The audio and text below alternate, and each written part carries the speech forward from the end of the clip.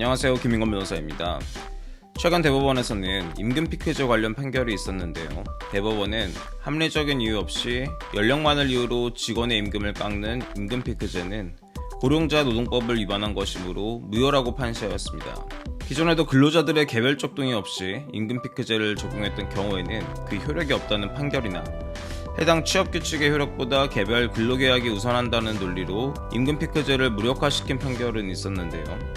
제가 아직 이번 판결문을 확인해보지는 못했습니다만 이번 판결에서는 임금 피크제의 효력을 개별적으로 판단하기보다는 임금 피크제가 일정한 요건 하에서는 고령자 노동법을 위반한 것이므로 그 자체로 효력이 부정될 수 있다는 판단이 들어있다는 점에서 의미가 있습니다. 오늘은 대법원의 판결의 내용과 이 판결로 인해 누가 얼마를 청구할 수 있게 되는지를 살펴보겠습니다.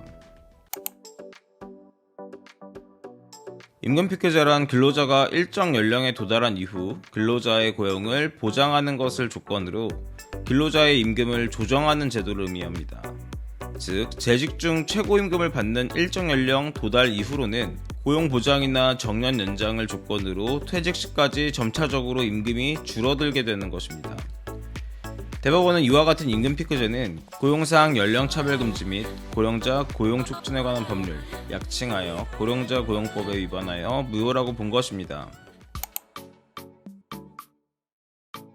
이번 사건에서 원고인 A씨는 1991년 B연구원에 입사한 이후 2014년 명예퇴직하였습니다. B연구원은 노조와의 합의를 통해 2009년 1월에 만 55세 이상 직원을 대상으로 임금 피크제를 도입하였고 A씨는 2011년부터 적용 대상이 되었습니다.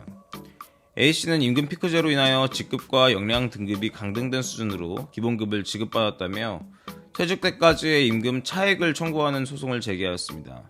회사 입장에서는 근로자들의 동의를 받은 취업규칙에 따른 조치이기 때문에 임금 감액은 정당하고 따라서 추가로 지급할 임금은 없다고 항변하였을 것 같습니다. 그런데 대법원에서는 고령자고용법 제4조의 4가 강행 규정이기 때문에 B연구원이 노조와의 합의를 통해 도입한 임금 피크제는 당사자들 간 합의가 이루어졌다 할지라도 강행 규정인 법을 위반한 내용의 합의이므로 당사자들의 의사와는 관계없이 그 합의 자체가 무효가 되는 것이고 따라서 임금 감액에 대한 합의가 무효이기 때문에 기존의 임금대로 회사는 임금을 지급해야 할 의무가 있고 따라서 결국 A씨는 임금 피크제가 없었더라면 A씨가 지급받을 수 있었던 임금과 B연구원이 임금 피크제에 근거하여 지급한 임금과의 차액 상당에 대하여 B연구원에 청구하는 것이 가능하다고 본 것입니다. 이 과정에서 대법원은 임금 피크제의 효력 인정 여부와 관련한 판단 기준을 다음과 같이 제시하였습니다. 첫 번째, 임금 피크제의 도입 목적의 정당성 및 필요성. 이 경우에는 정당성과 필요성이 인정될수록 임금 피크제 도입에 대한 합의가 효력이 인정될 가능성이 높겠습니다. 두 번째, 실질적 임금 삭감의 폭이나 기간. 이 경우에는 임금 삭감의 폭이 작고 기간이 짧을수록 효력이 부정되지 않을 가능성이 높을 것입니다. 세 번째, 대상 조치의 적정성. 네 번째, 감액된 재원이 도입 목적을 위해 사용되었는지 판단. 따라서 앞으로는 이 네 가지 기준을 근거로 임금 피크제 도입의 효력에 대해서 법원에서 판단하게 될 것이라고 예상됩니다.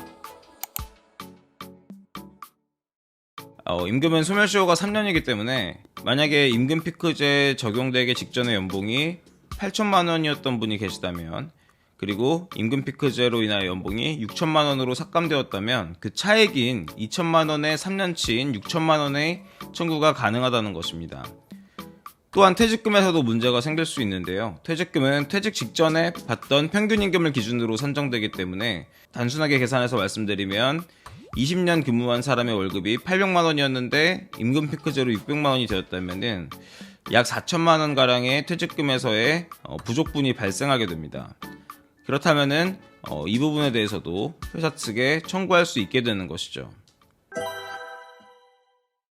기존에도 부당한 임금 피크제 도입으로 인한 소송은 있어 왔고 노동자들이 승소한 사례도 많았습니다만 이번 대법원 판결을 통해 소송에서 승리할 수 있는 분들의 범위가 많이 넓어졌다고 이해하시면 될 것 같습니다. 임금 채권의 경우 3년의 소멸시효로 소멸시효가 짧기 때문에 서둘러서 대응하시는 것이 좋은데요. 혹시라도 임금 피크제를 적용받고 계신 분이라면 또는 퇴직 전에 임금 피크제로 인해 임금이 감액되셨던 분이라면 승소 가능성 등에 궁금하신 부분을 문의 주시면 성실히 답변 드리도록 하겠습니다.